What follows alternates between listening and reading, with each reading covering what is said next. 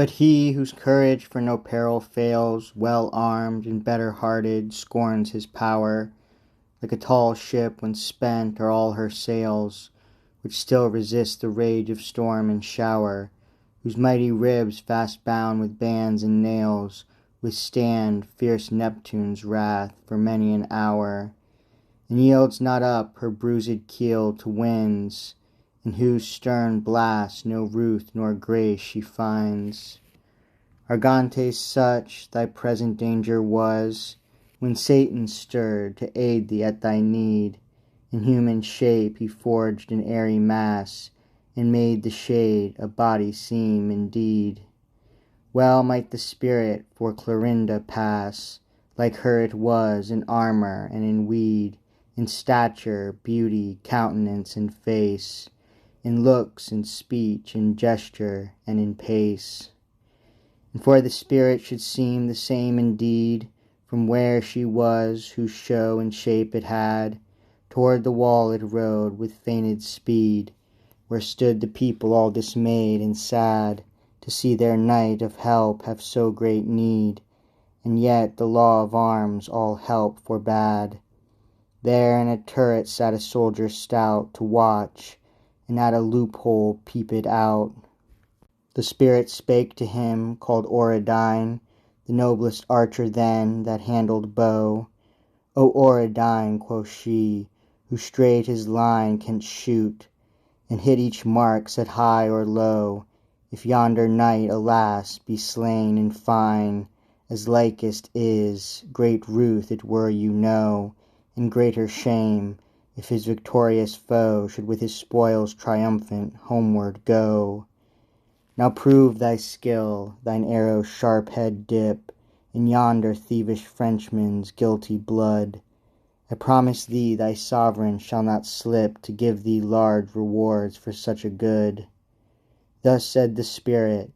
The man did laugh and skip for hope of future gain, nor longer stood, but from his quiver huge a shaft he hent, and sent it in his mighty bow new bent. Twanged the string, out flew the quirl long, and through the subtle air did singing pass. It hit the knight, the buckles rich among, wherewith his precious girdle fastened was. It bruised them, and pierced his hauberk strong. Some little blood down trickled on the grass.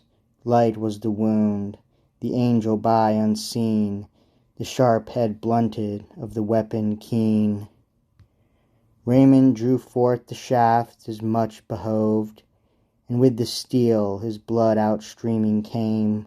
With bitter words his foe he then reproved, for breaking faith to his eternal shame.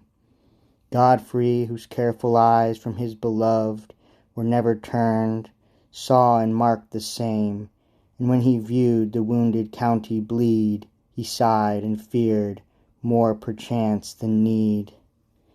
And with his words and with his threatening eyes he stirred his captains to revenge that wrong. Forthwith the spurred courser forward hies, within their rest put were their lances long. From either side a squadron brave outflies, and boldly made a fierce encounter strong. The raised dust to overspread begun their shining arms in far more shining sun. Of breaking spears, of ringing helm and shield, a dreadful rumour roared on every side. There lay a horse, another through the field ran masterless, dismounted was his guide.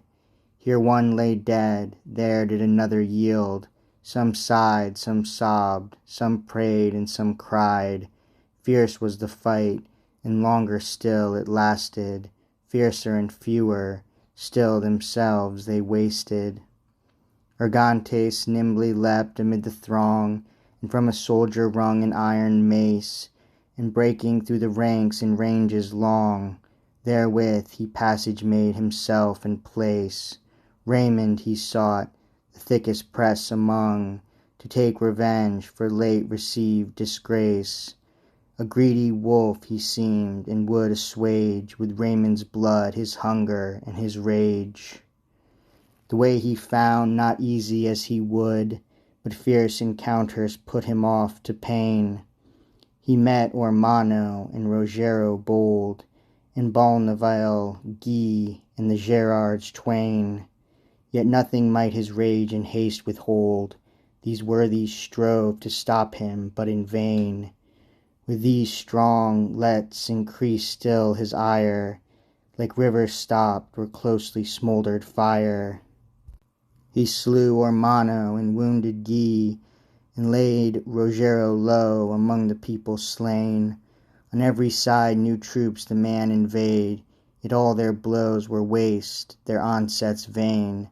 But while Argantes thus his prizes played, and seemed alone this skirmish to sustain, the Duke his brother called, and thus he spake, Go with thy troop, fight for thy Saviour's sake.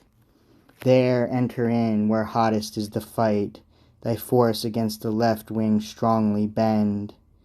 This said, so brave an onset gave the knight, that many a Paynim bold there made his end. The Turks too weak seemed to sustain his might, and could not from his power their lives defend. Their ensigns rent, and broke was their array, and men and horse on heaps together lay.